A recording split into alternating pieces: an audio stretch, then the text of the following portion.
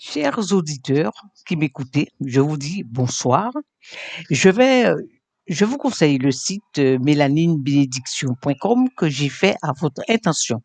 Et nous allons ce soir, je vais plutôt ce soir vous parler d'un sujet qui est très intéressant, les Vierges noires. Alors, les Vierges noires ne sont-elles pas une preuve irréfutable de la présence passée des Noirs en Europe? Réflexion. Les Vierges noires, preuve de la présence passée des Noirs en Europe. Les Vierges noires, 180 en France, plus de 500 en Europe, plus de 1000 dans le monde, ne sont-elles pas une preuve irréfutable de la présence passée des Noirs en Europe? Réfléchissons. La plupart sont dans des églises ou des sanctuaires et sont vénérés par les fidèles pour leurs miracles reconnus par l'Église. Je vais maintenant faire quelques citations.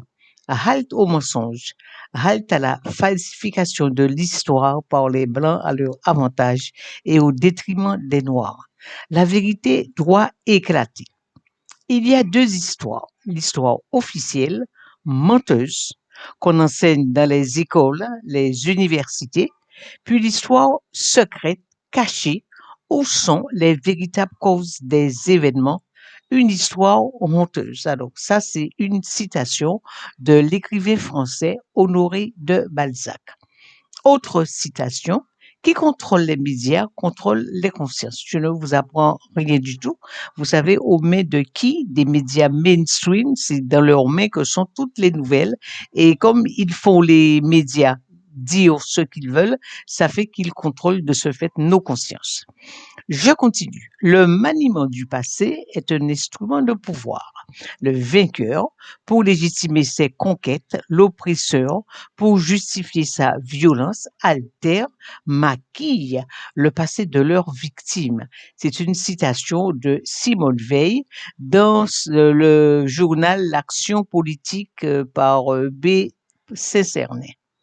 Autre citation, de penser que cette race d'hommes noirs, aujourd'hui notre esclave, est l'objet de nos mépris, est celle-là même à laquelle nous devons nos arts, nos sciences et jusqu'à l'usage de la parole. D'imaginer que c'est au milieu des peuples qui se disent les plus amis de la liberté et de l'humanité que l'on a sanctionné le plus barbare des esclavages et mis en problème si les hommes noirs ont une intelligence de l'espèce des hommes blancs. Cette citation vient du comte de Volney dans son livre Voyage en Égypte et en Syrie en 1783. Autre citation, cette fois c'est un proverbe africain qui dit tant que le lion n'aura pas ses propres historiens, les histoires de chasse seront toujours à la gloire du chasseur. La connaissance de son passé, de sa culture, ne sont-ils pas les premières formes de résistance à l'exploitation et à l'oppression? Nous, Noirs, nous devons impérativement savoir que nous sommes les victimes depuis le XVIIIe siècle de la part des leucodermes de la plus vaste et abominable usurpation d'identité que l'histoire ait jamais connue de nos rois, reines, saints et personnages célèbres. Nous sommes aussi les victimes de la plus grande et monstrueuse falsification de l'histoire jamais réalisée. Les leucodermes ont réalisé ce travail diabolique de maquillage et de crime à l'aide de leur société secrète mondialement présente. Je vous invite à aller sur le site Mélanine Bénédiction et à consulter le chapitre Les Noirs étaient les premiers Européens, 12 indices, et aussi le chapitre Rois noirs en Europe. Je continue. Nous, les mélanodermes, ne devons jamais prendre pour des vérités l'histoire et les faits racontés par les leucodermes, les blancs. Ceux-ci ont toujours fabriqué l'histoire à leur avantage en construisant des mensonges pour se donner la prééminence et en mettant sur un plan d'infériorité les autres races, surtout noires. Nous devons nous interroger sur ce qui est raconté, faire des recherches, faire des recherches Ouais, faire des recherches afin de faire ressortir la vérité. Ce n'est pas toujours évident, mais dans tous les cas, nous ne devons jamais prendre ce qu'ils racontent pour parole d'évangile. Nous connaissons leurs instincts d'égocentrisme, de prédation, de mensonge. De ce fait, restons vigilants et méfiants. Les Vierges noires, preuve de la présence passée des Noirs en Europe. Voilà, vous voyez une image de la Vierge noire, d'une Vierge noire au Portugal, dans une église du Portugal. Voilà, Vierge et Jésus. Hein. Je continue. Les Vierges noires, 180 en France, plus de 500 en Europe, plus de 1000 dans le monde, ne sont-elles pas une preuve irréfutable de la présence passée des Noirs en Europe? Réflexion. La plupart sont dans des églises ou des sanctuaires et sont vénérés par les fidèles pour leurs miracles reconnus par l'Église. Pourquoi les Lycodermes, peu spirituels, peu croyants, auraient-ils fait des vierges de surcroît noires? Ils expliquent la couleur noire du visage et des mains en prétendant qu'elles avaient été fabriquées blanches, mais que la fumée des bougies allumées près des icônes les aurait noircies. Mais ils ne sont pas en mesure d'expliquer pourquoi cette fumée aurait épargné les vêtements et atteint le visage et les mains. Les Vierges noires sont des effigies féminines qui appartiennent à l'iconographie du Moyen Âge européen. Il y a en Europe plus de 500 Vierges noires avec Jésus noir. On les retrouve dans presque tous les pays européens. France, Allemagne, Autriche, Belgique, Espagne, Hongrie, Italie, Lituanie, Pologne, Croatie, Malte, Espagne, Portugal, Luxembourg, Russie, République tchèque, Suède, Suisse, Irlande, Turquie. On les retrouve également hors d'Europe. Algérie, Afrique du Sud, Sénégal, États-Unis, Mexique, Japon, Liban, Brésil, Bolivie, Costa Rica, Chili, Cuba, Philippines, etc. Ce sont principalement des icônes et des statues byzantines dans les pays catholiques et orthodoxes. La France en compte 180, mais il faut savoir que beaucoup ont été détruites pendant la Révolution française de 1789. Alors, la France en compte 180. Vous avez la Vierge Noire de la cathédrale de Chartres, la Vierge Noire de l'église de Notre-Dame du Puy-en-Velay, dans le Puy-de-Dôme. Vous avez la Vierge Noire de Rocamadour en Bretagne, Vierge Noire de Notre-Dame de Vassivière à Besse et Saint-Anazie, Vierge Noire près de Paris à Neuilly-sur-Seine. La plupart d'entre elles sont des sculptures produites entre le XIe et le XVe siècle. Il existe également des centaines de copies non médiévales. Certaines sont dans des musées, mais la plupart sont dans des églises ou des sanctuaires et sont vénérées par les fidèles. De nombreuses madones noires transforment les sanctuaires dans lesquels elles sont hébergées en certains en sites de pèlerinage les plus vénérés en raison de leur présence. Les madones noires se sont révélées être des aides de dévotion au sein de la vie ecclésiale au cours des siècles. Beaucoup de ces images ont reçu l'approbation de l'autorité ecclésiastique à la lumière de l'approbation divine manifestée par des miracles bien attestés, approuvés par la suite par la direction de l'Église. La proéminence de la Vierge noire est principalement due au caractère prétendument miraculeux de l'image.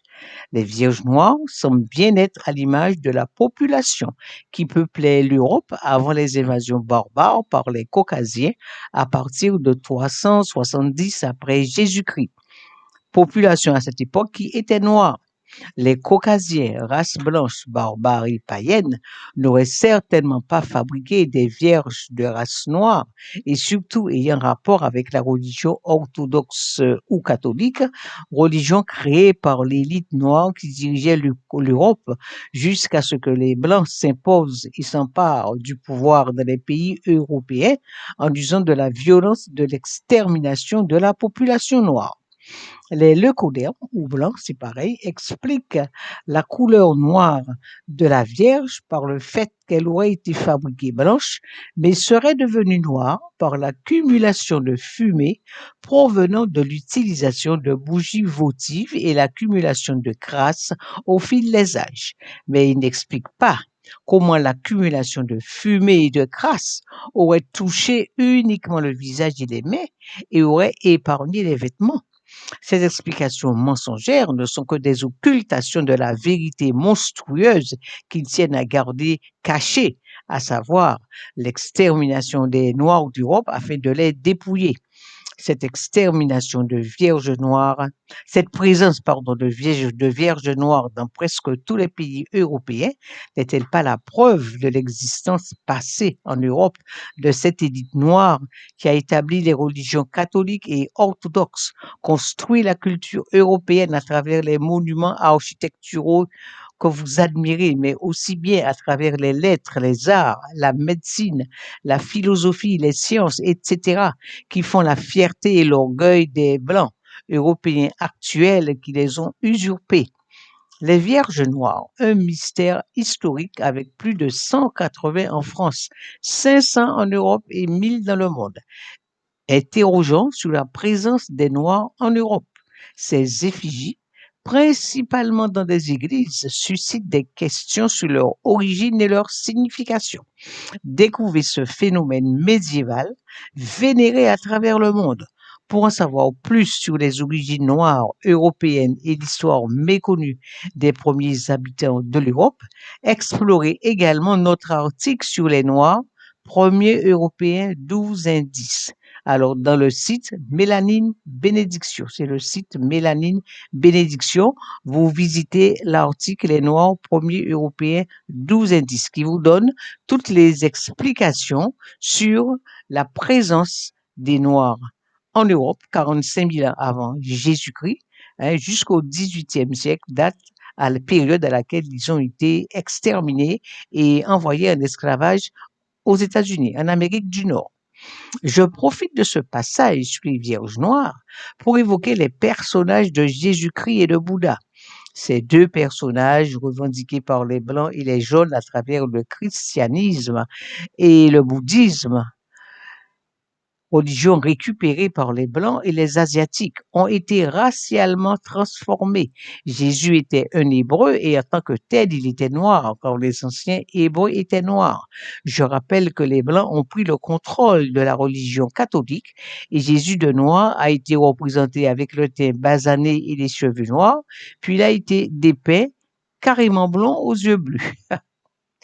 Quant à Bouddha, né dans le nord de l'Inde, actuel Népal, il était comme tous les Népalais de teint foncé avec des yeux bridés. Les adeptes du bouddhisme le représentent avec la peau jaune et les yeux bridés. Alors, je vais prendre un autre chapitre, les explications mensongères de la couleur noire des vierges par Google. Voilà ce qu'en dit Google. Je cite Google. Les explications de cette teinte sombre sont multiples. Selon les historiens, certaines de ces madones, souvent accompagnées de l'enfant Jésus, auraient été rapportées d'Orient par les croisés au XIIIe siècle. Elles auraient par la suite été copiées, la couleur foncée leur donnant un parfum d'ancienneté. Il y eut 8 croisades, de 1091 à 1295. Les croisades étaient de grandes expéditions militaires entreprises au Moyen-Orient par les chrétiens d'Europe sous l'initiative de la papauté. Leur objectif était de délivrer la Terre sainte, Jérusalem et les autres États chrétiens dans la région du Moyen-Orient actuel des mains des musulmans. Voici ce que le site d'histoire bien connu Hérodote.net dit des croisades.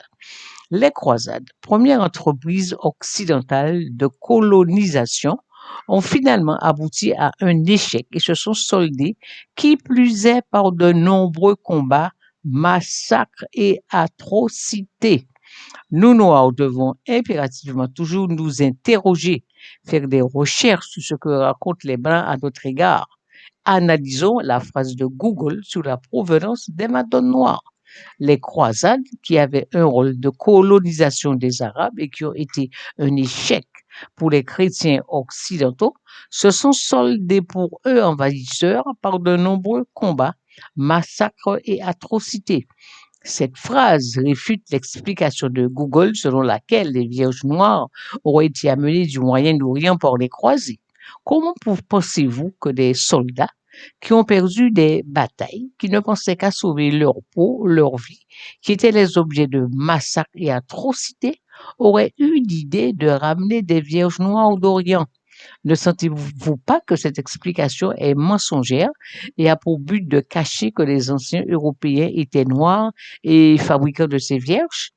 Dans tous les cas, concernant l'origine noire des premiers Européens, la preuve formelle est dans le dominant noir que les Européens actuels portent tous en eux, c'est-à-dire cette couleur de cheveux et d'yeux allant du brun le plus clair au noir, signe flagrant, formel, indélébile, tangible de présence de mélanine dans leurs cheveux et leurs yeux et qui dénonce des ancêtres noirs européens, car la mélanine est un pigment qui relève exclusivement de la race noire.